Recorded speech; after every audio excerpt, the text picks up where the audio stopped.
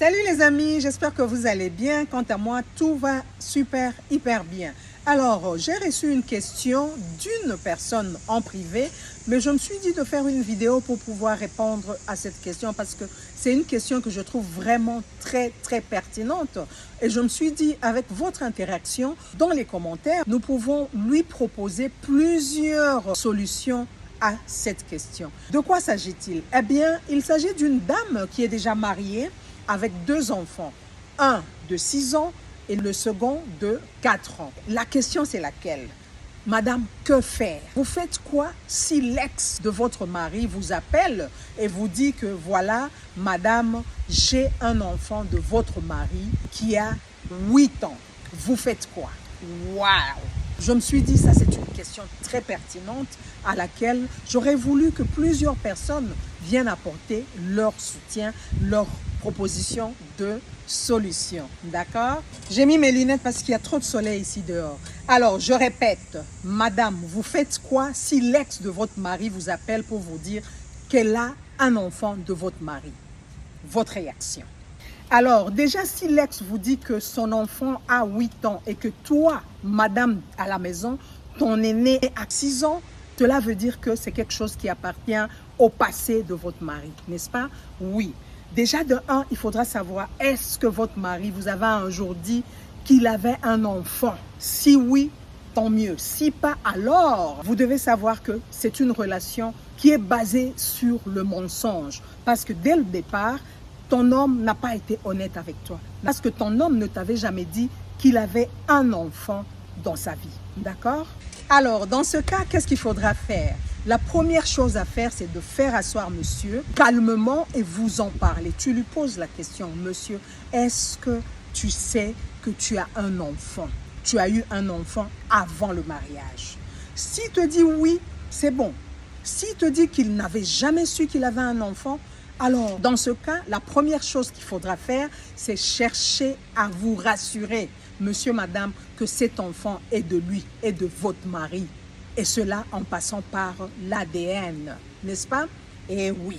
Après l'ADN, maintenant, s'il s'avère que cet enfant est réellement de votre mari, maintenant, c'est là que les débats commencent. Alors, après l'ADN, qu'est-ce qu'il faudra faire?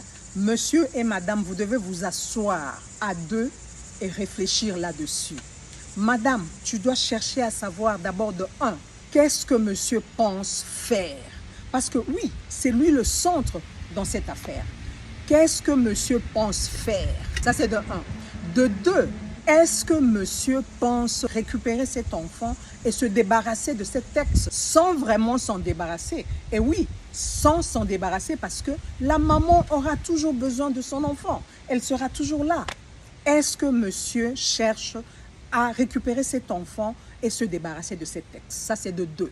Sans vraiment s'en débarrasser, oui, parce qu'il faudra qu'on se dise des vérités, n'est-ce pas? Troisième point. Au cas où tous les deux, vous optez pour récupérer cet enfant, madame, maintenant c'est à toi de te poser certaines questions. Est-ce que tu as le gros cœur de pouvoir t'en occuper sans injustice, sans différence, sans jalousie? As-tu ce gros cœur-là de pouvoir t'en occuper correctement? Ici, il ne faudrait pas que l'on vienne t'imposer cet enfant. C'est à toi de décider. C'est à toi de voir si vraiment tu es prête à pouvoir accueillir cet enfant chez toi et t'en occuper correctement. Je sais qu'il y a des gens qui viendront me dire, non, voilà, si tu aimes ton mari, tu dois aimer son enfant. Non, il ne s'agit pas d'aimer son mari ici. Parce que si tu l'as épousé, quelque part tu l'avais aimé, n'est-ce pas? Ici, il s'agit de savoir, est-ce que tu as ce gros cœur de pouvoir t'en occuper correctement? Quatrième point. Alors, si jamais tous les deux vous optez pour que monsieur puisse s'occuper de cet enfant, mais à distance, là encore une fois, il y a certaines questions à se poser. Madame, es-tu prête à voir le contact entre l'ex et ton mari? L'enfant peut être malade, elle doit informer ton mari. Madame, es-tu prête à voir la communication? Oui, parce qu'il y a un enfant. La dame doit tout le temps communiquer avec au cas où il y a certains petits problèmes. Est-ce que tu es prête, madame, à la maison, de voir, d'entendre les communications au téléphone avec l'ex Est-ce que tu es prête de les voir ensemble discuter autour du problème de l'enfant? Oui, l'enfant peut tomber malade et la maman est hospitalisée avec l'enfant. Le papa ira voir son enfant à l'hôpital. Est-ce que tu es prête à voir ce rapport, ce contact, la communication et tout et tout?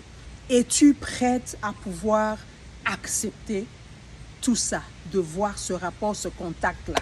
C'est autant de questions qu'il faudra se poser, n'est-ce pas?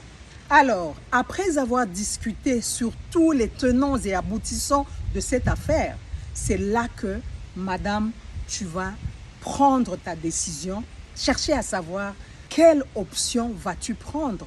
Et là, je vais insister, madame, avant de prendre toute décision quelconque, tu dois penser à ta santé mentale, tu dois penser aussi à la santé mentale de ton mari parce qu'il est aussi au centre de cette affaire. Voilà, je pense que je t'ai vraiment donné toutes les options possibles de solution à ta question.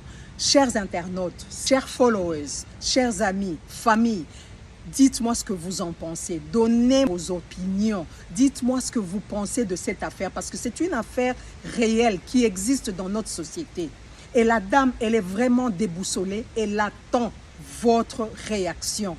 Dites-moi ce que vous en pensez dans les commentaires. D'ici là, portez-vous bien et à la prochaine. Je vous claque de bisous. Ciao, ciao.